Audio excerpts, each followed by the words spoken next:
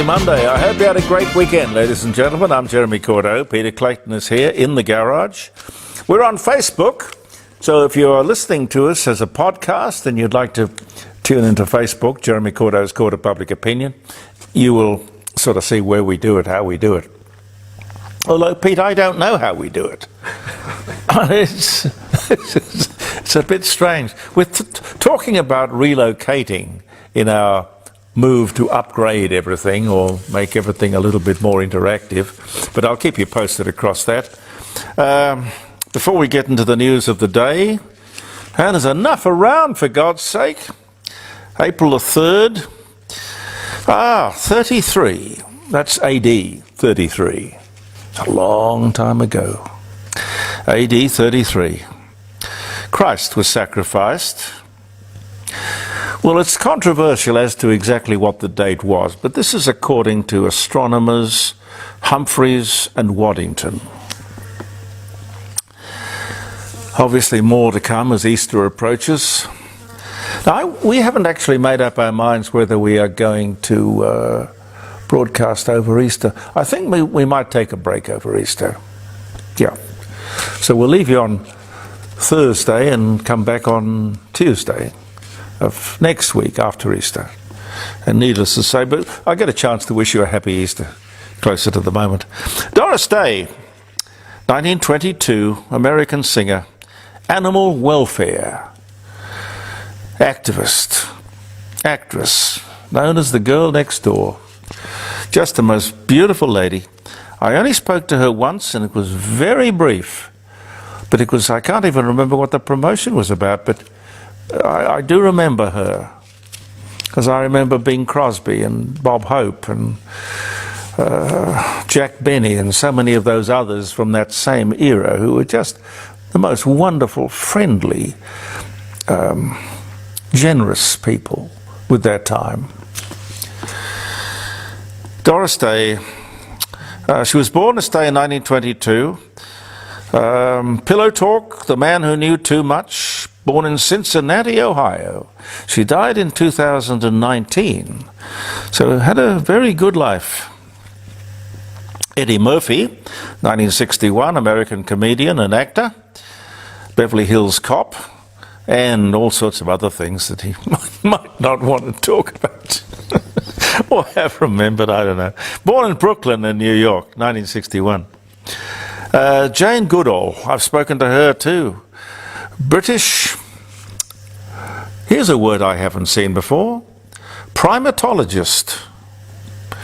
I knew she was an anthropologist, but they've given her a new title here. A primatologist. Writer,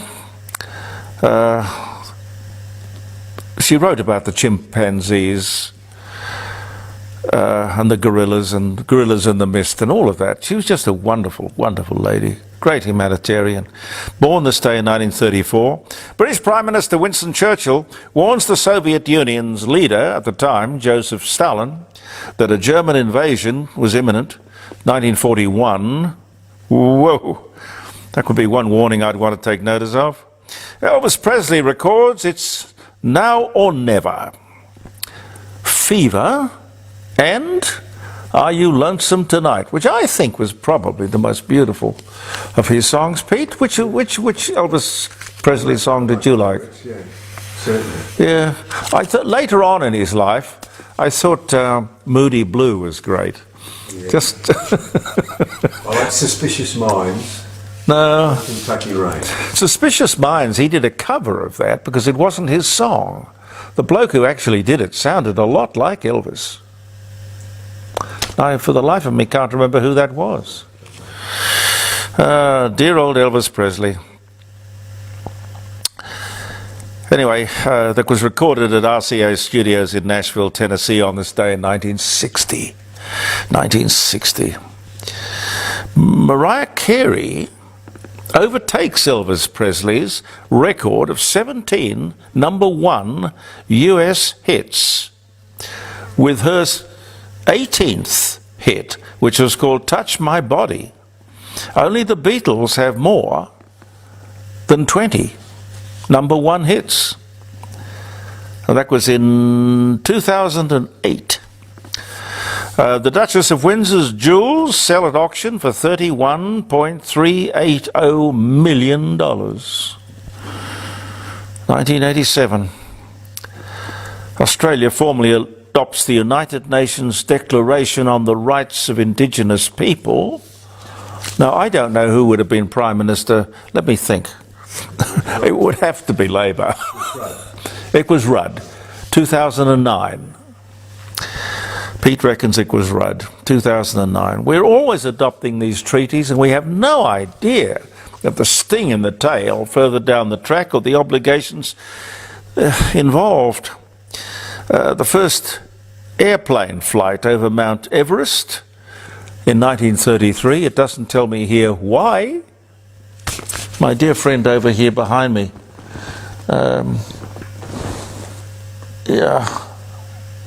Sir Edmund Hillary. He's funny. He was just a very not a pretentious man. He called himself Ed. Ed Hillary. Never even used the Sir. Ed Hillary. I wonder what he would have made of that. Did the easy way. I mean, you take off down there and wherever and fly over. You make it to the summit in 10 seconds flat. Anyway, that was in 1933. And Ed made it up a few years later. Marlon Brando, the American actor, Godfather, Streetcar Named Desire, On the Waterfront, born Omaha, Nebraska. He died in 2004, but born this day in 1924, same day as Doris Day. The German explorer Ludwig Leichhardt is seen for the last time at McPherson Station before he disappears on the expedition to reach the Swan River in Australia. Some of the things for which we remember the day, and we must always remember the day. I don't know who exactly put me onto this business of being fixated by that which has gone before, but we must remember it, because the fear I have is that the one thing we learn from history is we learn nothing from history. And there's so much stuff from which we can learn and benefit.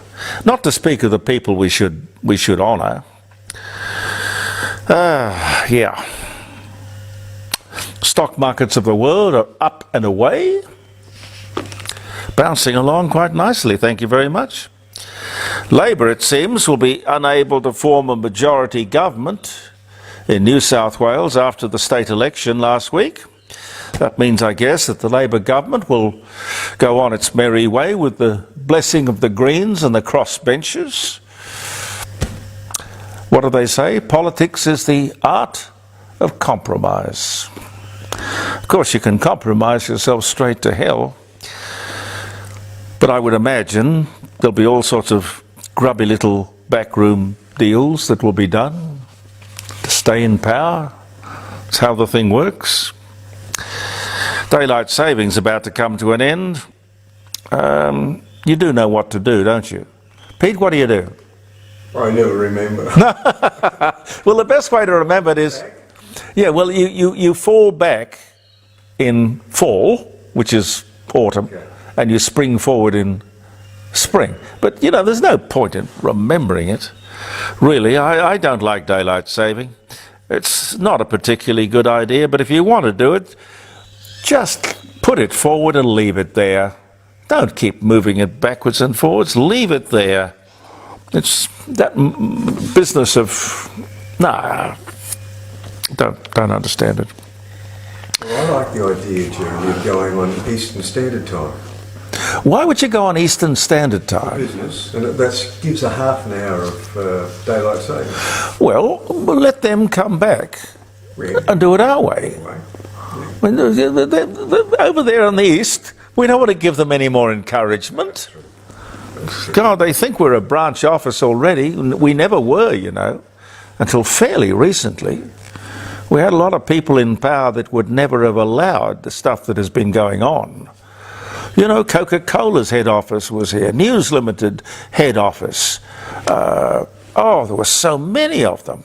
Sir Norman Young, Sir Kenneth May, wonderful men of business who were leaders in the entire country.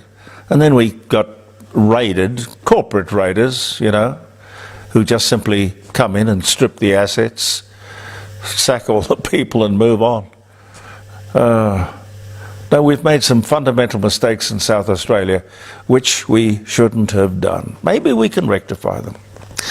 Speaking of the other states, I see a big builder in Victoria is reported to have gone under. A lot of people affected by this. Porter Davis, their name. I don't know the name, but then again, I'm not a Victorian. Porter Davis. I mentioned to you a few weeks ago that the building and construction industry was going to be in for some troubled times with a lot of casualties, and I'm sorry, many more I fear to come. It's a boom and bust business, construction, building and construction, as is, of course, car retailing. You know, these are the kind of canary in the cage. It doesn't really come down to this, I hope. I hope. The US presidential election, out of 350, I think it is, 350 million people in the United States of America. It's a contest between the geriatric and unhinged and the erratic and the know-nothing narcissist. How could that possibly be? You'd imagine they would be able to pick from the brightest and the best. Oh, my God. And they're kind of picking over the entrails of what went on some years ago to achieve, I have no idea what. It's certainly not a blueprint, or it certainly should not be a blueprint for the future. The 45th President of the United States continues, this is Trump I'm talking about, continues to be a polarizing and fascinating political career. Even in my own family, well, Pete and I haven't talked about Trump, but even in my own family, he's totally divisive. Things like, they're out to get him! They're out to get him before the next election. And others say, no, he's a sleazebag. No, you can't possibly. He's a crook. Well, you've got to make up your own mind. But what a sideshow. It's a mini-series, a movie. Well, perhaps a movie, then a mini-series. But it's entertainment, isn't it? Pulp fiction. It's got everything, including a porn star. What do you think of him, Pete? He has some good ideas, but I don't like him. No. I think he's a bull in a china shop. Yeah. You just don't want him in charge of the nuclear button. Presidential. He's not. No, he's not presidential. He's revolutionary. I don't know that the world is ready for him. But just a sensible conservative. There must be somebody out there with, two brains to rub together, who can communicate and also engender the kind of enthusiasm that Trump can. I want to talk to you about this. Cashless banks. Did you see it? Cashless banks. What? Cashless banks. Is this some kind of parallel universe? Banks don't want to handle cash. Banks closing down their branches, which you would imagine would be the lifeblood, always was, the lifeblood of the banks, the branches. They don't want people doing anything but electronic banking, online banking, which I won't do. Checkbooks on the way out. What could be more profitable for these banks than the current business model? What is it exactly that they're trying to revolutionize themselves into? I'll bet some highly paid consultant is behind the whole thing. The only thing wrong with running a bank is the customers. I can hear it. The only thing wrong with running a bank is the customers. If we can just get rid of the customers, everything will be fine. It reminds me of that episode of Yes Minister, where they had Pete. Did you ever see it? No. Oh, it was wonderful. Where they had a hospital, or brand new hospital, and it was running perfectly, beautifully. Everything was functioning magnificently. The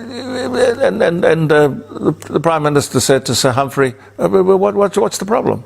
It's perfect. And Sir Humphrey said, there are no patients.